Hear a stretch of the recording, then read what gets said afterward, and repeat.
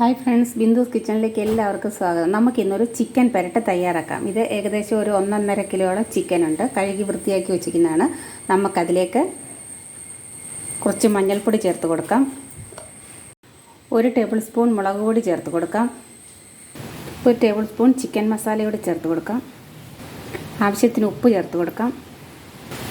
ഒരു ചെറിയ നാരങ്ങയുടെ നീര് മുഴുവനും കൂടെ നമുക്ക് പിഴിഞ്ഞു കൊടുക്കാം.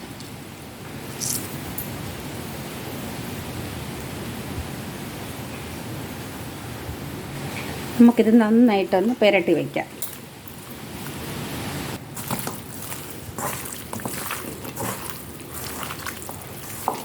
അങ്ങനെ നമ്മുടെ ചിക്കൻ നമ്മൾ എല്ലാ അരപ്പുകളും എല്ലാം യോജിപ്പിച്ച് പുരട്ടി വെച്ചിട്ടുണ്ട്. ഇതൊന്ന് നമുക്കൊരു അരമണിക്കൂറെങ്കിലും റെസ്റ്റ് ചെയ്യാൻ വെക്കാം. കുറഞ്ഞത് അരമണിക്കൂർ അല്ലെങ്കിൽ 1 മണിക്കൂർ വയ്ക്കാം. നമ്മൾക്കിതിന് വേണ്ടി ഒരു അരപ്പൊന്ന് തയ്യാറാക്കാം. അതിനുവേണ്ടി ഞാനൊരു 3-4 ചുവന്ന മുളക് എടുത്തിട്ടുണ്ട്. കുറച്ച് കുരുമുളക്, ഇച്ചിരി ജീരകം, കുറച്ച് പെരുംജീരകം. ഇത് നമുക്കൊന്ന് റോസ്റ്റ് ചെയ്തെടുക്കാം.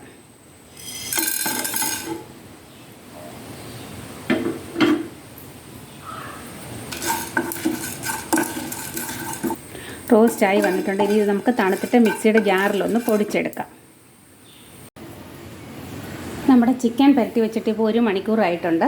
നമുക്ക് വേറൊരു ചീനച്ചട്ടി ഞാൻ അടുപ്പിൽ വെച്ച് കൊടുത്തിട്ടുണ്ട്. നമുക്കതിലേക്ക് കുറച്ച് വെളിച്ചെണ്ണ ഒഴിച്ചു കൊടുക്കാം.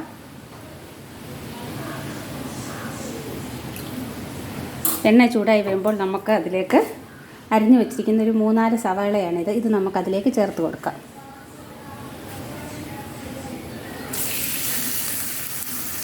നമുക്കതിലേക്ക് ഒരു ശകലം ഉപ്പ് ചേർത്ത് കൊടുക്കാം.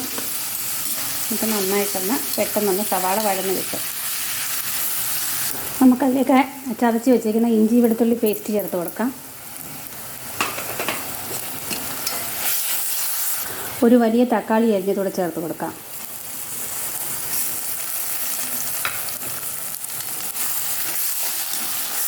ഒരു 2 പച്ചമുളക് നടുവേ പിളർന്ന് ഇട്ട് കൊടുത്തിട്ടുണ്ട്. ഇനി നമുക്ക് നമ്മളെടുത്ത് വെച്ചിരിക്കുന്ന ചിക്കൻ ചേർത്ത് കൊടുക്കാം. നന്നായിട്ടൊന്ന് ഇതുമായിട്ട് യോജിപ്പിച്ചെടുക്കാം. നമ്മൾ ചിക്കനെല്ലാം ഇളക്കി യോജിച്ചിട്ടുണ്ട്. ഇനി നമുക്കൊന്ന് അടച്ച് വെച്ച് കൊടുക്കാം.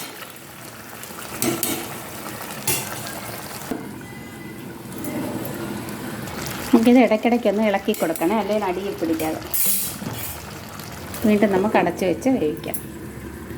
നമ്മുടെ ചിക്കനിൽ നിന്ന് തന്നെ വെള്ളം ഇറങ്ങിയിട്ടുണ്ട്. നമ്മൾ ഈ ചിക്കനകത്ത് വെള്ളം ഒഴിച്ചിട്ടില്ലായിരുന്നു. വെള്ളം ഒഴിക്കാതെയാണ് നമ്മൾ ഈ ചിക്കൻ പുരട്ട് തയ്യാറാക്കുന്നത്. നമുക്കിതിലേക്ക് കുറച്ച് കറിവേപ്പില ചേർത്ത് കൊടുക്കാം.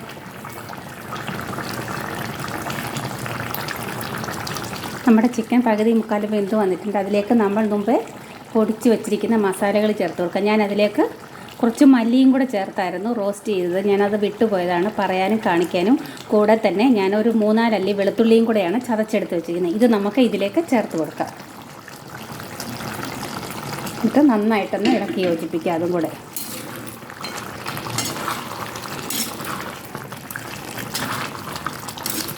ഞാനിതിലേക്ക് ഒരു ശകലം സോയാ സോസ് ചേർത്ത് കൊടുക്കുകയാണ്.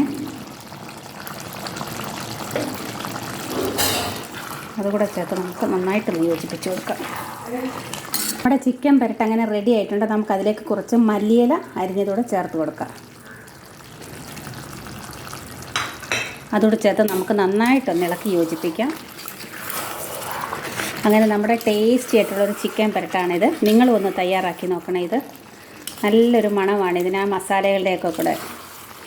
നിങ്ങൾക്ക് ഈ വീഡിയോ ഇഷ്ടപ്പെടുകയാണെങ്കിൽ വീഡിയോ ലൈക്ക് ചെയ്യാനും ഷെയർ ചെയ്യാനും കമൻറ്റ് ചെയ്യാനും മറക്കരുത്. കൂടെ സബ്സ്ക്രൈബ് ബട്ടണും കൂടെ ഒന്ന് പ്രസ് ചെയ്തേക്കണേ. Thank you.